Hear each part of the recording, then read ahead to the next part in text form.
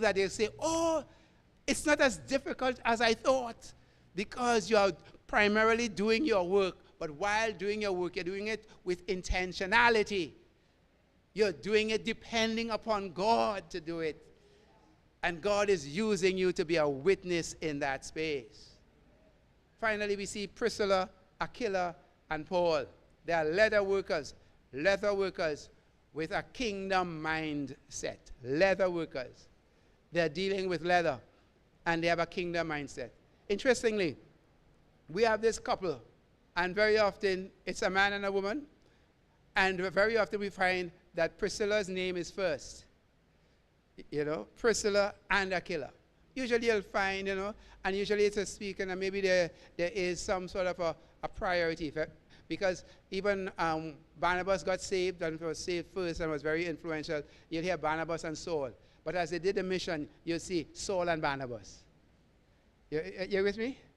And so even in that particular culture, you have this Priscilla and Aquila. So they were in Rome, and all Jews were asked to leave Rome because there was some sort of a disruption, and the emperor asked them to leave. And Priscilla and Aquila, they went to Corinth. And Paul, on his missionary journey, went to Corinth too.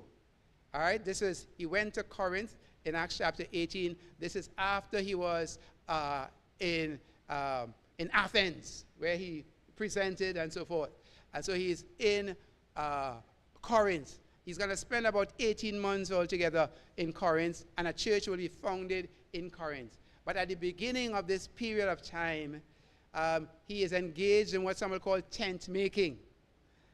And in this case, he is making tents out of leather. So Priscilla and Aquila demonstrate how vocational skills can be used to glorify God and build his kingdom. They were tent makers who partnered with Paul in Corinth. Leather workers produced products that were water resistant. Okay, different things that they will produce from the leather. Their ministry, while earning their living through their trade, they mentored new believers and supported the growth of the church in Corinth. You remember how they took a very articulate, eloquent speaker, and they helped him to understand not just about John, but to understand about Jesus, the work of Jesus. So that was, both of them were instructors. Both of them, both the woman and the man, they taught this leader the way of God better. So from the text in the 18th chapter. Okay, the impact of Priscilla and Aquila and Paul. Their workplace became a space where discipleship happened and the church grew. They showed us that every skill or profession can be leveraged for God's glory.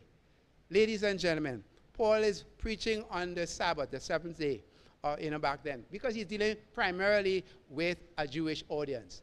As more Gentiles become believers in Corinth, the church will be meeting on the first day of the week. All right? It's very clear. It says, when you come together on the first day of the week. You know, he's referring to the offering and so forth. So, but at first they're meeting on the Sabbath to try to reach the Jewish people.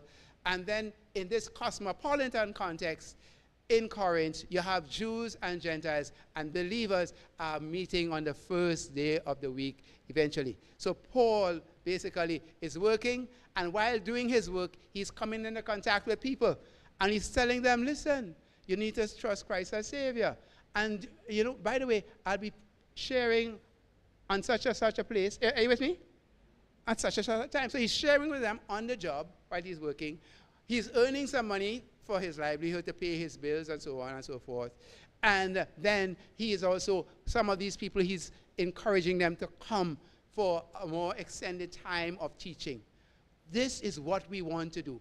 The whole church needs to be mobilized. Not just a few, but we need the majority.